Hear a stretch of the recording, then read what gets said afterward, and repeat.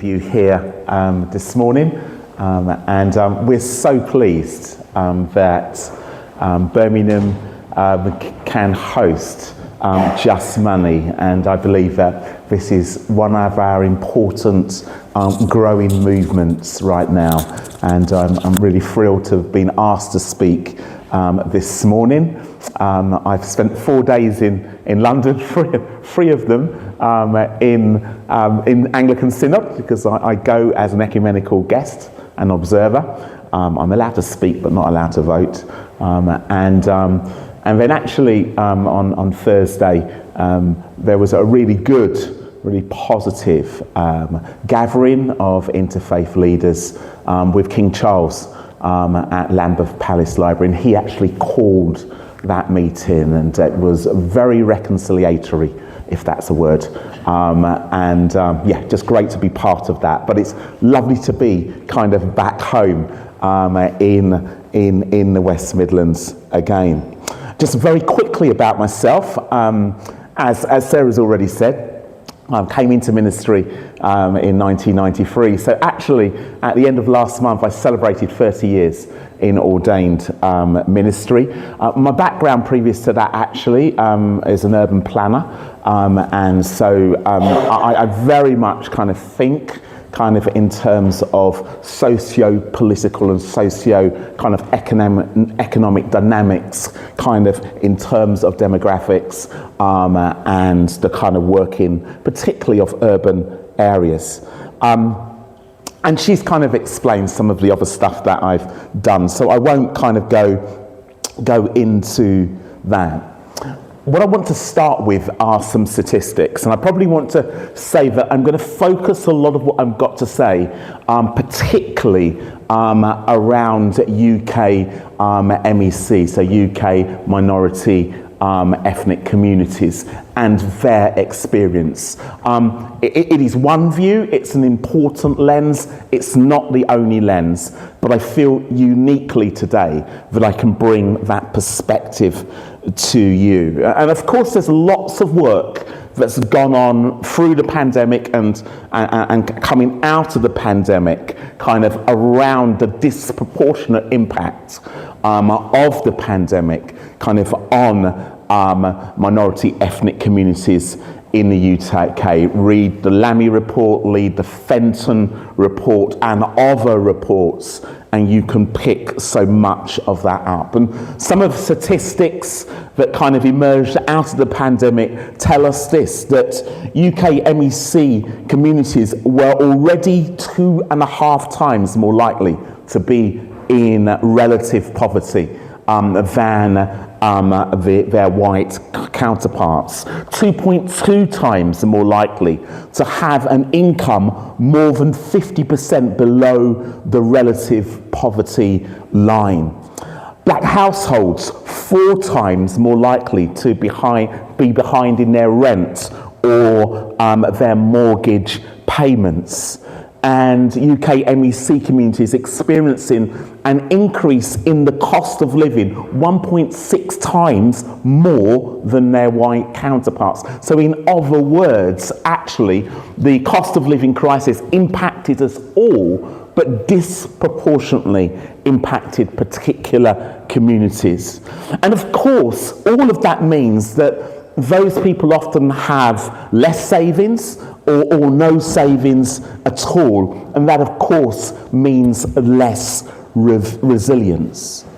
And of course our churches have responded incredibly well during the pandemic, and even as much as we could, we kept our doors open.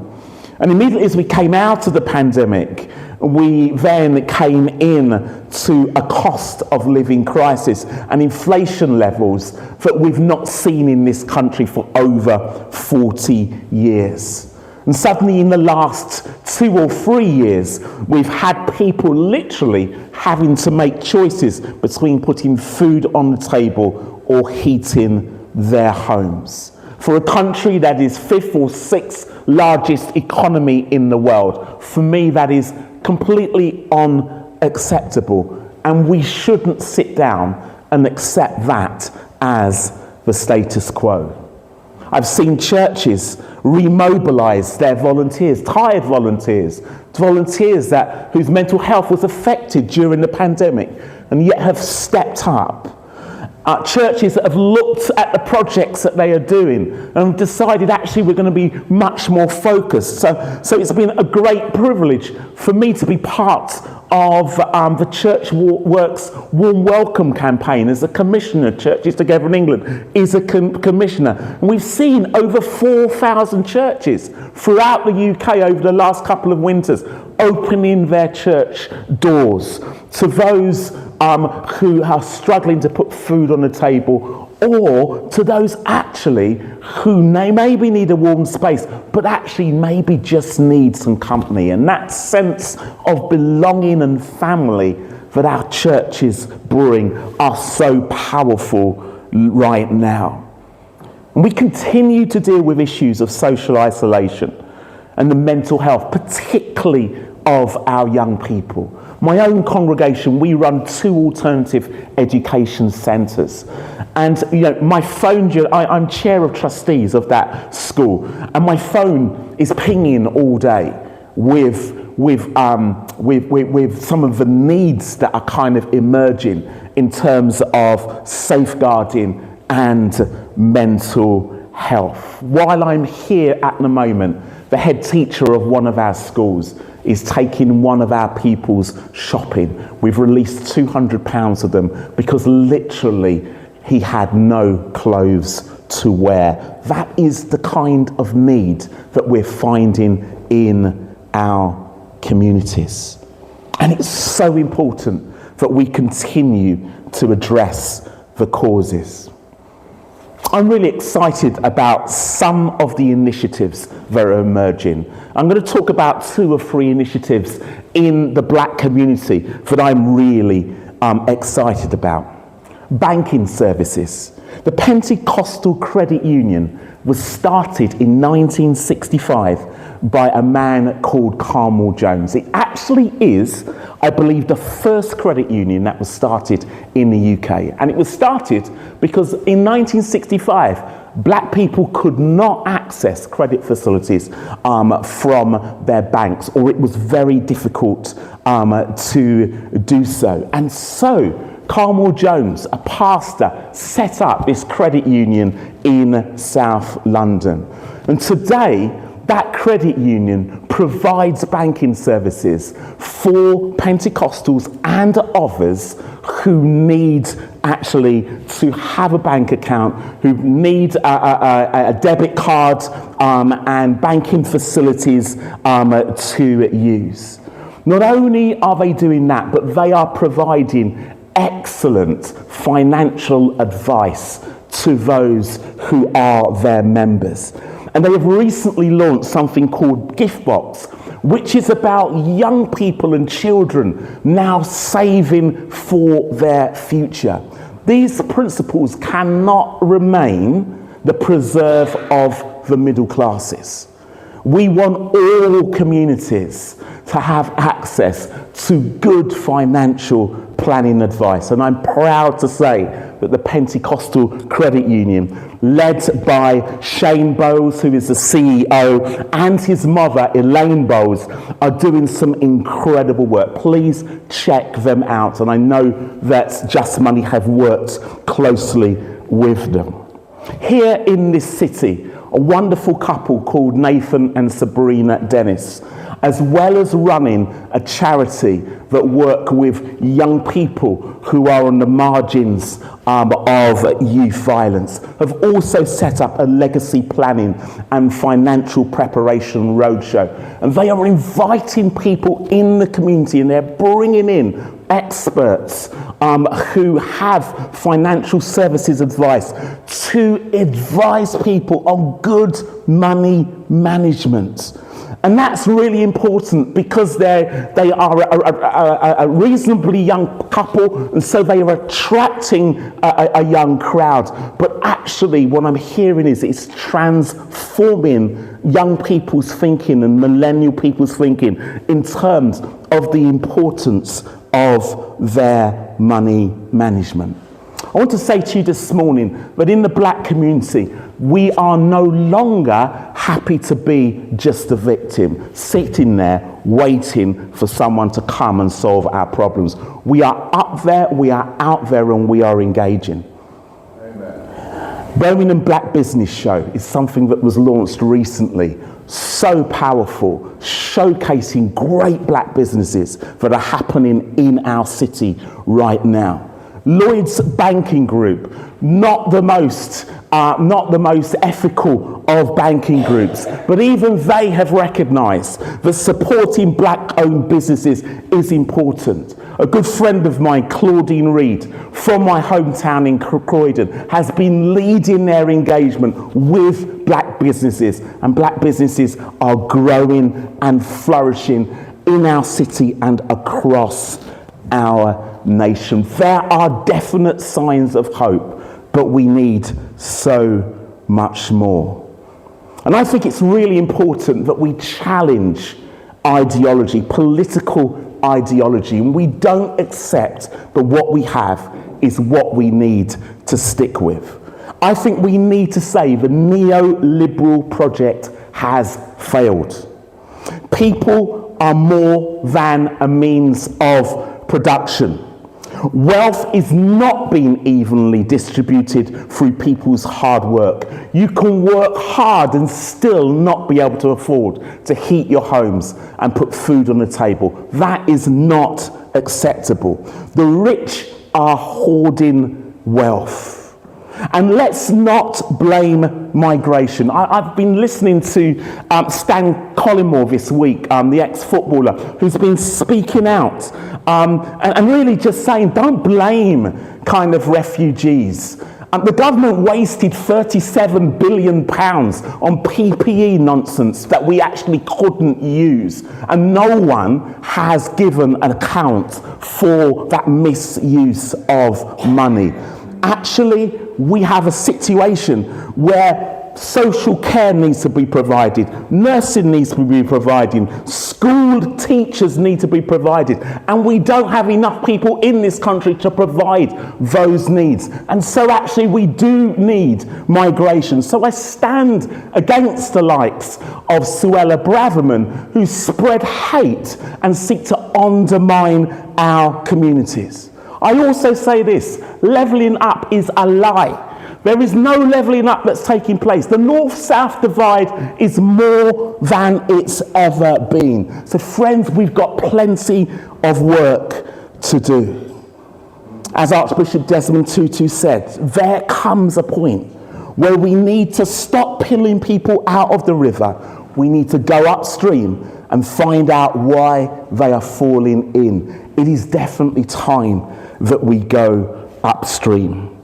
I've been particularly touched by some of the work that the JPIT team, the Joint Public Issues team, which is the coming together of the Methodists, the Baptists and the URC, and I know Simeon is here.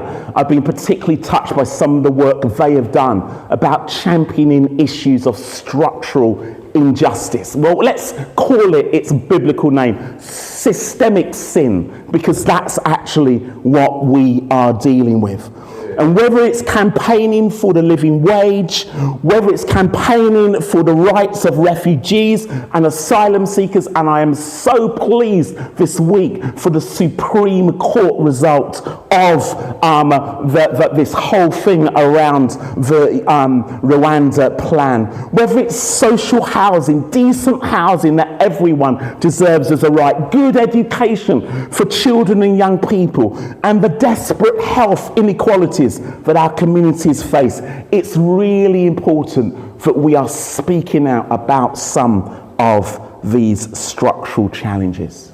But as Christians, have we got a different ideology to offer? I want to suggest to you that we have, and I want to suggest to you that some of the principles of Catholic social teaching we might find really helpful in this moment. And I'm going to quickly run through some of those principles, and then I'm going to stop, and then we're going to have some discussion around our tables. I love Catholic social teaching because it starts with the dignity of each human person. That every one of us was made in the image of God. Jeremiah chapter 1 verse 5 says, "Before I formed you in the womb, I knew you." Each and every one of us are special and precious in God's sight. Family, community, and participation has been really important. Actually, the common good, and I know that's a theme we're going to pick up later in our conversations, is really important. From South Africa, we have this wonderful word, Ubuntu, which literally means I am because we are, that we can't see ourselves apart from seeing ourselves as part of the community. And the world's resources belong to us all.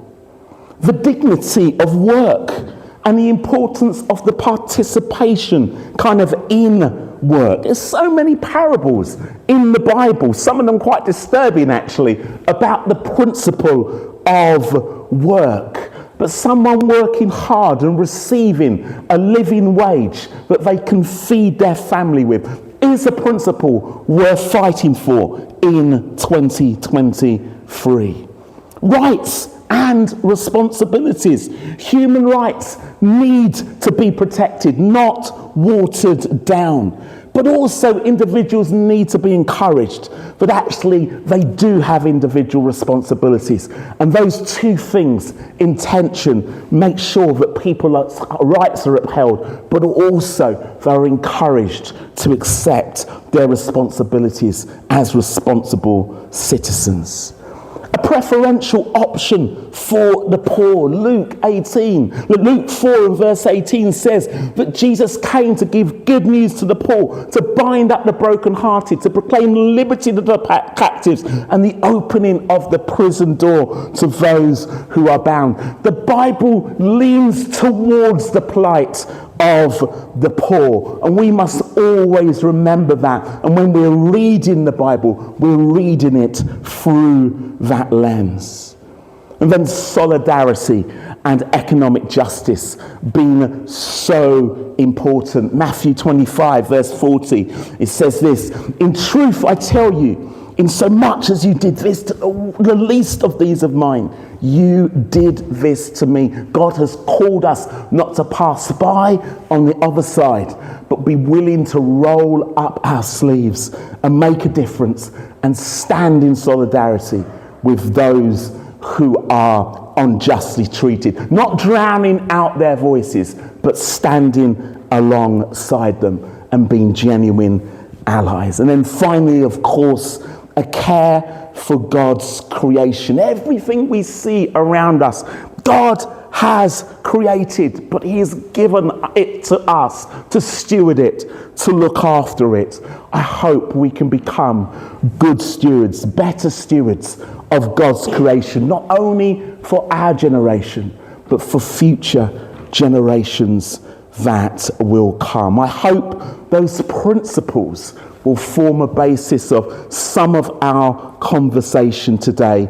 But my time is up. Thank you so much for listening, and there are going to be some questions for you to discuss at the table. Sorry if I got a little bit angry in my talk. Sorry, but not sorry. Thank you for listening.